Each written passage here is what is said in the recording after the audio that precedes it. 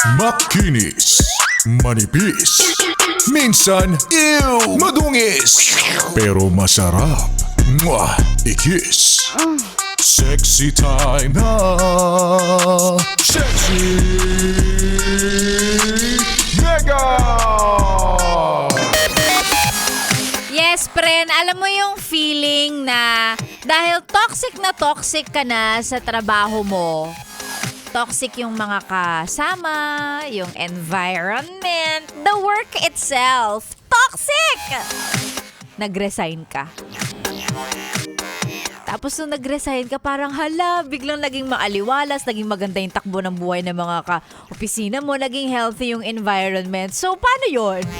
Ibig sabihin ba, ikaw yun? Ikaw lang yung toxic at hindi sila?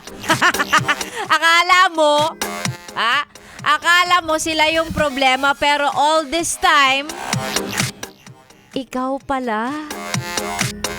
Nangyayari naman yon, lalo na kapag ka ikaw, yes friend, hindi ka aware. Wala kang kung tawagin ay self-awareness.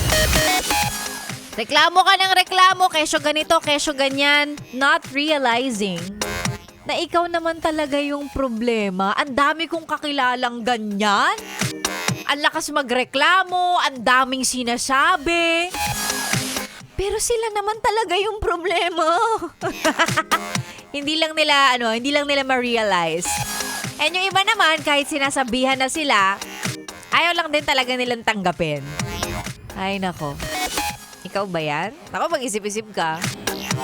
Mag-isip-isip ka. Yung bang nare-realize mo na parang bakit ganito yung buhay ko? Parang lagi akong malas. Parang lahat ng gawin ko hindi nagiging okay.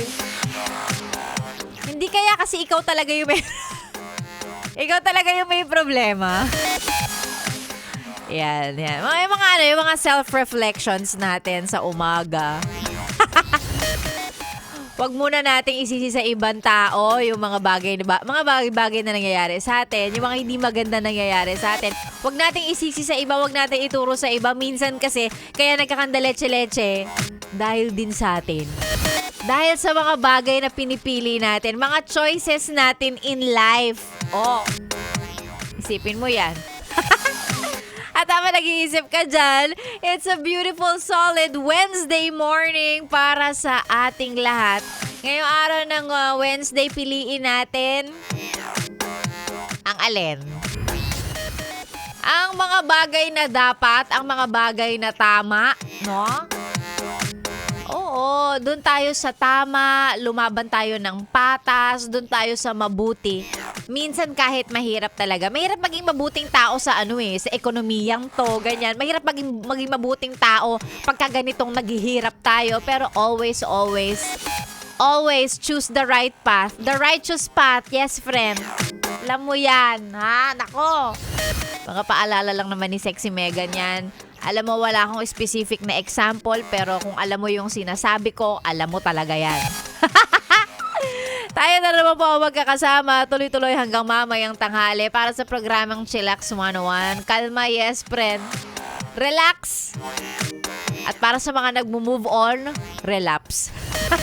Si Sexy Megan po ang inyong kasama sa mga nais magpa-shoutout. Pwede, libreng-libre. Hindi na ako maniningil palibasa, kuripot ka naman. Basta sige, libre na lang. Libre shoutout isend sa ating Facebook page, DJ Megan, Yes FM. Ako na po ang inyong kasama dito lang sa 101.1 Yes FM. Solid! Good morning,